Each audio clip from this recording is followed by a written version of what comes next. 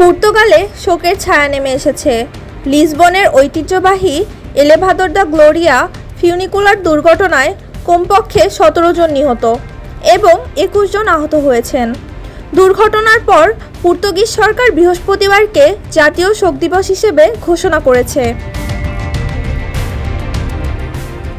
বুধবার বিকেলে ভিড়ের সময় ফিউনিকুলারটি রেলচক্র থেকে বিচ্যুত হয়ে একটি ভবনের সাথে ধাক্কা খায়। একটির সঙ্গে অন্যটির সংযোগ ছিঁড়ে গেলে উপরের গাড়িটি ভেঙে পড়ে।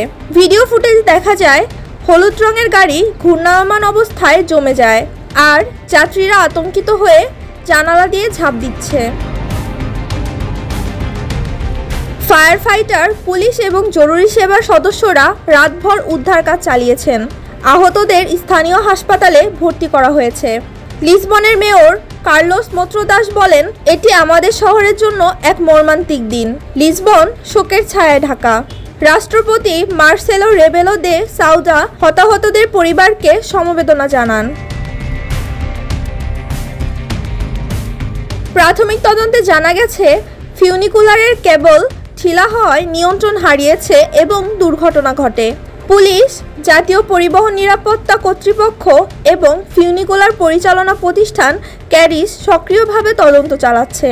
রাষ্ট্রপতি দ্রুত ঘটনার মূল কারণ নির্ধারণের নির্দেশ দিয়েছেন।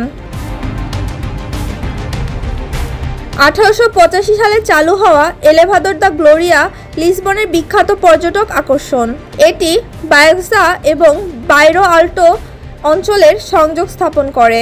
শুধুমাত্র পর্যটকদের জন্য নয়, স্থানীয় দৈনন্দিন যাতায়াতের জন্য এটি গুরুত্বপূর্ণ।